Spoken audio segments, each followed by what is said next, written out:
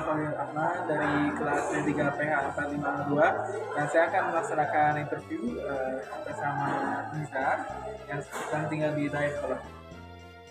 Selamat siang, Nizar. Untuk Nizar kan sedang tinggal di Dayakolot nih. Oh, Nizar, tahu nggak siapa aja untuk kandidat 2024 itu siapa aja pemimpinnya? untuk kandidat calon presiden ya? Iya. Nah, untuk calon presiden yaitu yang pertama, nomor pertama Anies sama Cak Imin, yang kedua Prabowo Gibran, yang ketiga Ganjar sama Mahfud MD. Kalau boleh tahu nih Bang, Abang milih siapa nih waktu pemilu kemarin? Untuk pemilihan, awalnya saya ingin pilih nomor 2, dan ternyata pas dipilih suara, saya milihnya nomor 1. Kenapa tuh? Mungkin ada tekanan dari orang tua gitu, harus pilih nomor 1. Kalau misalnya milih nomor 1 kan ya sekarang ya, harapan Abang itu untuk kedepannya untuk mereka gimana nih? Nah, karena sekarang ya yang 02 yang terpilih ya, harapan saya mungkin karena ada Gibran juga yang generasi milenial, mereka tuh diharapkan bisa lebih gak konservatif lah dalam mengelola negaranya gitu.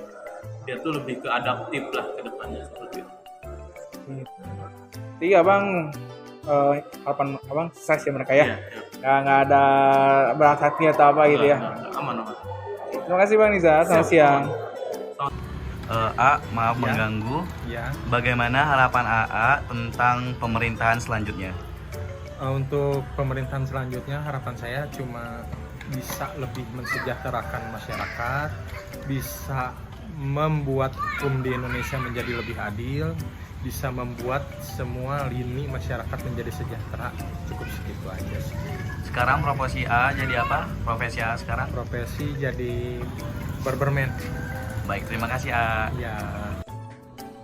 Halo Kak, nama aku Selina. Di sini aku mau nanyain tanggapan Kakak tentang kepemimpinan nasional di tahun 2024. Kalau menurut aku mah kurang baik ya. Kalau menurut aku itu juga. Kenapa kurang baiknya? Karena yang lagi tren sekarang itu pembicaraan itu tapera.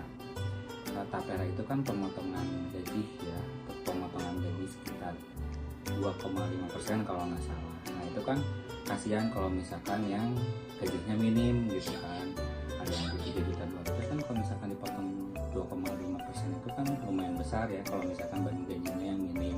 Apalagi buat orang-orang kelas menengah ke bawah, mereka itu pasti akan sulit gitu kan, nambah sulit juga untuk biaya hidupnya yang tadinya buat ABC jadinya terpotong lagi gitu kan.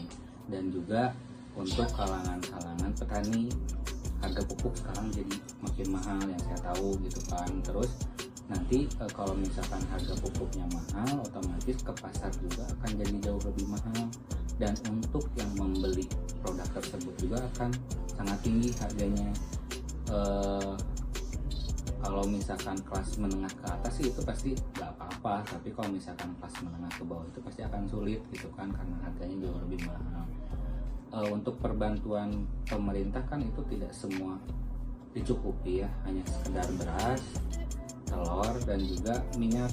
Kadang itu juga nggak cukup sampai 1 bulan, kadang juga dalam waktu 1 minggu atau beberapa hari juga udah habis, apalagi yang keluarganya banyak gitu kan, belum ada biaya lain-lain. Jadi menurut aku itu untuk pemerintah sekarang itu kurang baik menurut saya.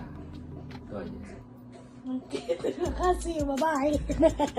Selamat pagi Bu, bagaimana harapan Ibu terhadap pemimpin yang baru terpilih dalam pemilu tahun ini?